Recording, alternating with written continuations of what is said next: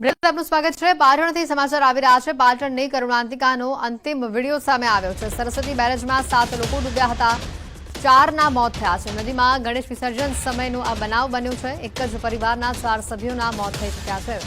માતા, 2 પુત્ર અને મામા સહિત એક જ પરિવારના 4 સભ્યોના મોત।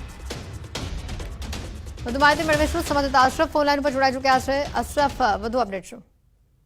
બિલકુલ હતી। પાટણમાં ખૂબ જ દુઃખદ ઘટના ઘટી હતી। ગણેશ વિસર્જન વખતે પ્રજાપતિ સમાજના 4 સભ્યો તેમજ અન્ય 3 સભ્યો ડૂબવાની ઘટના ઘટી છે। જોકે સદનસીબે 3 લોકોના તો તે સમયે આબાદ બચાવ થયો હતો, પરંતુ કમનસીબે પ્રજાપતિ સમાજના એક જ પરિવારના 4 સભ્યોના મોત નીપજ્યા છે। મહત્વની વાત છે કે જે ઘટના બની હતી તે સમયનો અત્યારે વિડીયો સામે આવ્યો છે અને વિડીયોમાં સ્પષ્ટ 4 જેટલા લોકો ડૂબતા સામે આવ્યો છે અને વિડીયોમાં અવાજ પણ લગાવી રહ્યા છે કે કોઈને તરતા આવતો હોય તો અંદર પડવાને બચાવો। ચોક્કસ કહીએ કે જો તે સમયે કોઈ હાજર રહે યુવામાં જો તે લોકોને તરતા આવતો તો આ 4 લોકોની પણ જિંદગી બચી શક્યો, પરંતુ પાટણ માટે કરુણ ઘટના કહેવાય કે એક જ પરિવારના 4 સભ્યોના મોત થયા છે। બીજી બાજુ ચોક્કસ કહીએ કે આજ 2 થી વધુ દિવસ થયા છે, પરંતુ હજુ પણ પાટણ શહેરમાં ગમનો માહોલ છવાયો છે અને પ્રજાપતિ પરિવારમાં પણ જે પરિવાર આખો વિખરાઈ જતા દુઃખનો આપ ફાટ્યો હોય તેવી સ્થિતિ સર્જાય છે। અશરફ, અહીંયા વિસર્જનના સ્થળ પર કોઈ તરવૈયાઓ કે કોઈ અન્ય અધિકારીઓ ઉપસ્થિત ન હતું, આટલું બધું અંદર જવાની જરૂર કેમ પડી?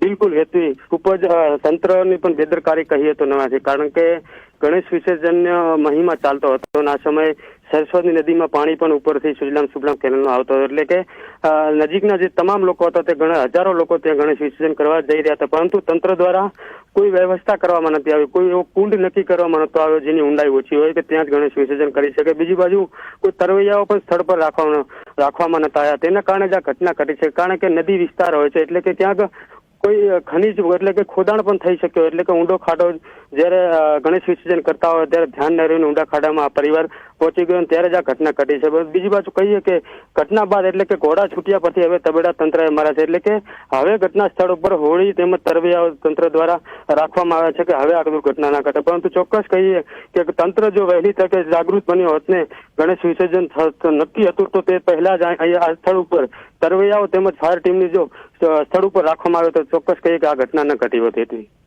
બિલકુલ અશરફ, આભાર માહિતી બદલ। ડૂબવાનો આ બનાવનો જે અંતિમ ક્ષણનો આ વિડીયો છે તે પણ સામે આવ્યો છે। પાટણની આ કરુણાંતિકાનો આ વિડીયો કે જેમાં 7 લોકો ડૂબ્યા હતા, જેમાંથી 4 લોકોના મોત થઈ ચૂક્યા છે।